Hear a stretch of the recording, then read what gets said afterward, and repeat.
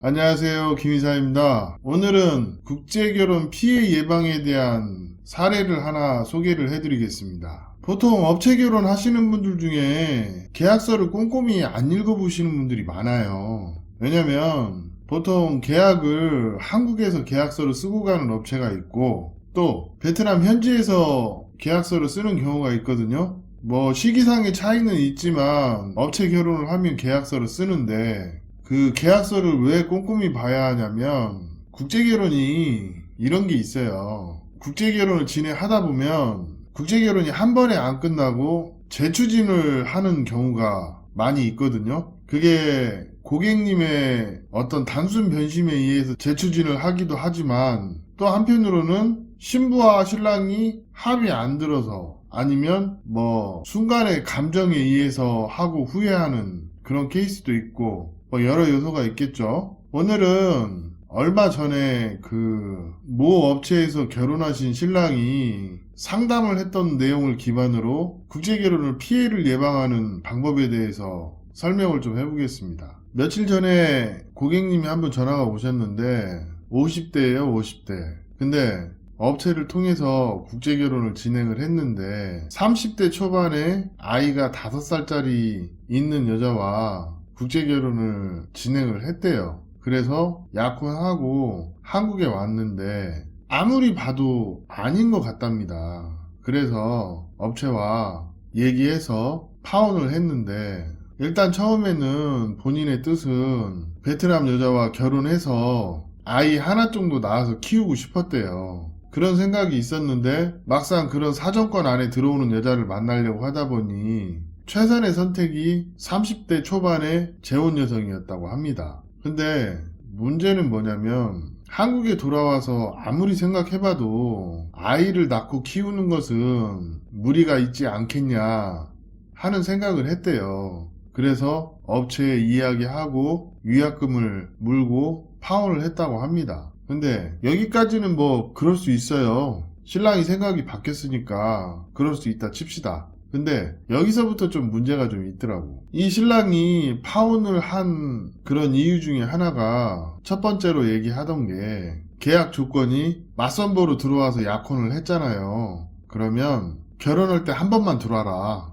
이런 얘기를 좀 업체에서 했다고 하더라고요. 그러니까 소개시켜주고 신랑하고 신부가 어떤 관계 형성을 위해서 신랑이 자주 들어오는 것까지 업체가 통제하는 그런 상황이 마음에 안 들었고 또 두 번째로 신부랑 소통하는 부분에서 신랑이 답답한 면이 있어서 회사 통역이 아닌 개인적으로 아는 사람한테 부탁해서 신부와 소통을 시도하니까 그것도 적극적으로 못하게 하고 또 신부 하는 행동이 찜찜해서 파혼을 하려고 하니 그것도 못하게 막고 이런 얘기를 해요. 근데 이게 이야기라는 게 양쪽 얘기를 다 들어봐야 되는데 신랑 얘기만 들어봤을 때는 그 업체가 좀 과하지 않나 하는 그런 측면이 있었어요. 제가 첫 번째로 문제를 삼은 게 보통 일반적으로 업체들이 약혼하고 그러고 나면 신랑 신부 관계를 위해서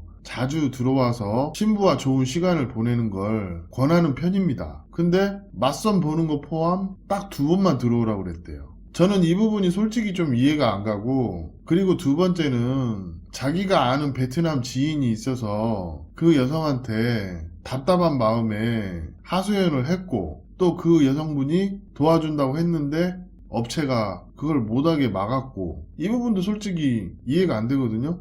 왜냐면 신랑하고 신부가 소통하는 부분에서 주변 사람들이 좀 도와주는 사람이 있으면 선택적으로 그렇게 하더라도 보통 관여를 안 하는 게 일반적이거든요. 아니면 좀 제한적이긴 하지만 이건 되고 이건 안 된다 이렇게 얘기한다든지 이렇게 하는데 그런 부분이 좀 미심쩍은 부분이 있었고 세 번째는 위약금을 내고 일이 정리가 됐어요. 사실은 여기서부터 중요한데 계약서를 잘 보고 진행을 해야 된다는 얘기가 여기서부터 시작이 됩니다. 일단 그 업체와 합의를 해서 파혼을 진행하고 위약금까지 잘 물어줬어요. 근데 재추진을 하고 싶다고 하니까 어떤 신부가 매칭이 되기 전에 상당히 많은 돈, 한 5, 600만 원? 그 정도 선을 선납을 하라고 얘기를 하더랍니다. 근데 재추진을 하려면 그 금액을 선납을 해라. 그게 좀 이해가 안 되더라고요. 그리고 보통 계약서를 보면 재추진 조항에 대해서 좀 구체적으로 나와 있는 그런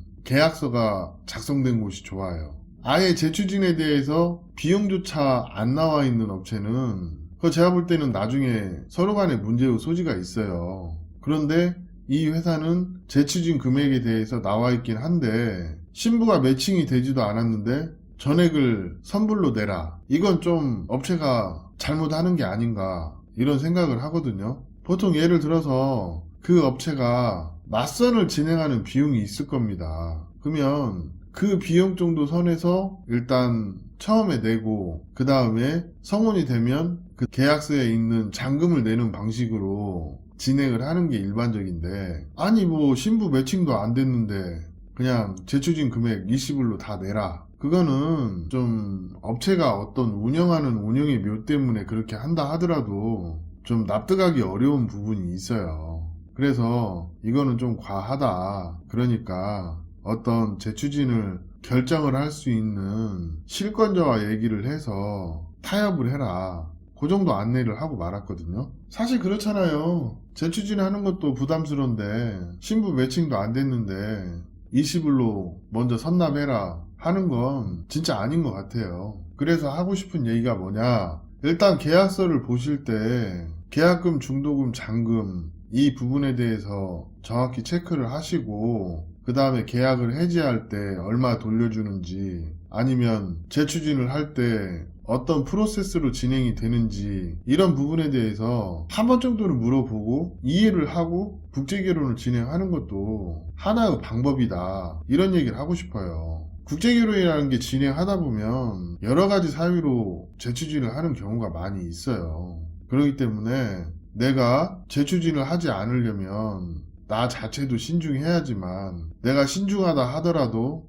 또 그 나머지 반이 사실은 신부의 의지에 의해서 결정되는 부분이 있기 때문에 내 의지만으로 모든 게 결정이 되진 않아요. 이거를 이해를 하셔야 된다는 거지. 그렇기 때문에 재추진에 대해서도 금액이 얼마인지, 어떤 서비스를 해주는지 이런 부분에 대해서 충분히 업체와 상의를 하시고, 그 부분에 대해서 명확하게 얘기를 못하는 업체하고는 진행을 하시면 안 돼요. 재추진에 대해서 일절 얘기 없다가 재추진할 때 뭐 전체 금액의 반절 3분의 2 이렇게 달라고 하는 업체들이 좀 있고, 또 위약금에 대해서 또는 신부 위로금에 대해서 과도하게 책정이 된 그런 회사들은 좀 아니라고 봐요. 사실 그렇거든요.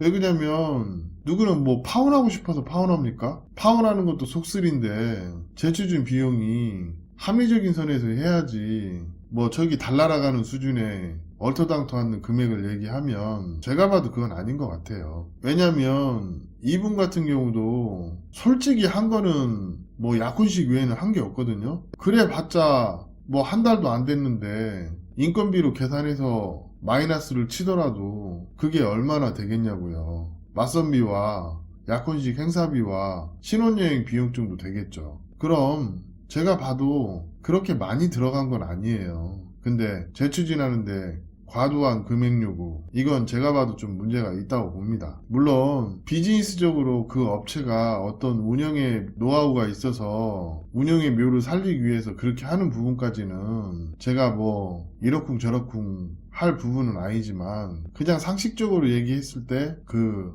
약혼 이후에 한 번만 들어오라고 업체가 규제를 하는 거, 그리고 신랑이 베트남에 자주 오는 것을 꺼리는 거, 이 부분 첫 번째로 문제가 있고, 두 번째는 계약금에 대해서 계약서에 명시는 되어 있지만 어떻게 분할해서 납부할 것인지 이런 부분에 대해서는 분명 안 나와 있을 거예요.